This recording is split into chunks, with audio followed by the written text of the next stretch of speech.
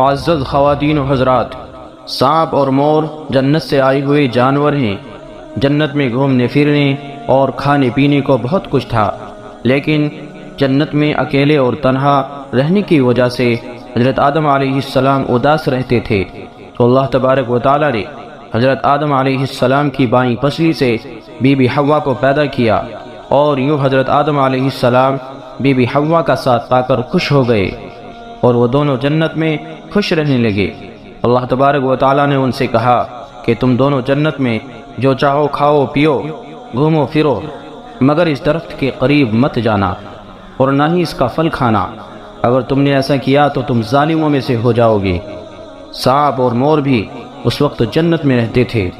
اور وہ دونوں جنت سے باہر آیا جایا کرتے تھے۔ اس وقت سانپ کے پیر بھی تھے، اور سانپ کے منہ سے ابرک کی بہت اچھی خوشبو آیا کرتی تھی، اور مور آج جتنا بھی خوبصورت ہے وہ اس سے بھی کہیں زیادہ خوبصورت ہوا کرتا تھا۔ جب وہ جنت میں رہتے تھے تب مور کے پاؤں بھی بہت زیادہ خوبصورت ہوتے تھے۔ ایک دن جب وہ دونوں جنت سے باہر آئے تو ان کی ملاقات شیطان سے ہوئی، تو شیطان نے ان دونوں سے کہا کہ مجھے بھی اپنے ساتھ جنت میں لے چلو، تو ان دونوں نے جواب میں کہا کہ ہمیں اللہ تعالیٰ کا خوف ہے اور اس بات کا ڈر ہے کہ تمہیں اپنے ساتھ جنت میں لے جاتے ہوئے کوئی دیکھ نہ لے، اس لیے ہم تمہیں اپنے ساتھ جنت میں نہیں لے جا سکتے۔ اس پر شیطان نے انہیں اپنی دوستی کا واسطہ دیا کہ ہم جنت میں ساتھ رہتے تھے، مجھے بھی جنت میں ساتھ لے چلو۔ مور نہ مانا، لیکن شیطان نے انہیں دائمی زندگی کے خواب دکھائے، جس پر سانپ مان گیا، اور سانپ نے شیطان کو مشورہ دیا کہ تم میرے ساتھ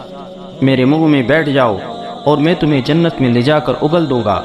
اور اس طرح تمہیں کوئی دیکھ نہیں سکے گا۔ سانپ نے شیطان کو منہ میں لے جا کر جنت میں اگل دیا۔ اس طرح شیطان دوبارہ جنت میں جانے میں کامیاب ہو گیا۔ شیطان نے جنت میں حضرت آدم علیہ السلام اور بی بی حوا سے ملاقات کی اور ان سے کہا کہ میں تمہارا خیر خواہ ہوں، تم نے جنت میں ابھی تک اس پھل کو کیوں نہیں کھایا؟ اس پر دونوں نے شیطان سے کہا کہ اللہ تبارک و تعالی نے ہمیں اس پھل کے کھانے سے دور رہنے اور اس پھل کو کھانے سے منع فرمایا ہے، اس لیے ہم نے اس پھل کو نہیں کھایا، نہ ہی اس کو کھائیں گے۔ جب حضرت آدم علیہ السلام سو گئے تو شیطان ام حوا کے پاس آیا اور انہیں بہکانے لگا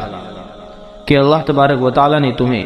پھل کھانے سے اس لیے منع کیا ہے کہ وہ پھل کھانے کے بعد تم نہ مرنے والے بن جاؤ گی اور ہمیشہ کے لیے جنت میں رہنے لگو گے۔ حضرت ام حوا نے شیطان کے بہکاوے میں آ کر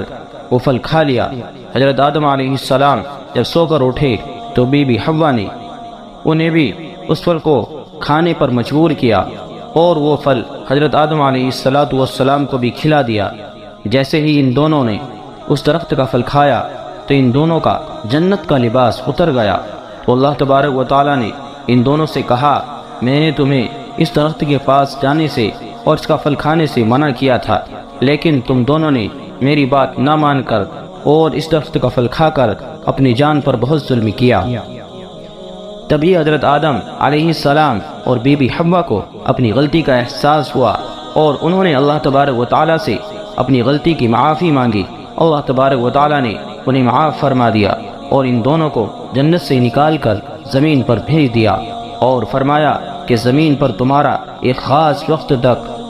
ٹھکانہ ہے اور تم زمین پر رہو گے۔ اللہ تبارک و تعالی نے شیطان کو جنت میں لے کر آنے پر مور کی خوبصورتی چھین لی، اور جن پیروں سے وہ شیطان کو جنت میں لے کر آیا تھا انہیں بدصورت بنا دیا۔ اللہ تبارک و تعالی نے اس کے منہ سے ابرک کی خوشبو چھین کر سانپ کے منہ میں زہر بھر دیا، اور سانپ کی ٹانگیں چھین کر مور اور سانپ کو جنت کی اس خوبصورت جگہ سے ہمیشہ ہمیشہ کے لیے نکال دیا۔ معزز دوستو، اللہ تبارک و تعالی سے دعا ہے کہ اللہ تبارک و تعالی ہمیں اپنے اور اپنے محبوب کی نافرمانی سے بچائے، اور اللہ تبارک و تعالی سے دعا ہے کہ اللہ تبارک و تعالی ہمیں اپنے اور اپنے محبوب کے احکامات پر عمل کرنے کی توفیق عطا فرمائے۔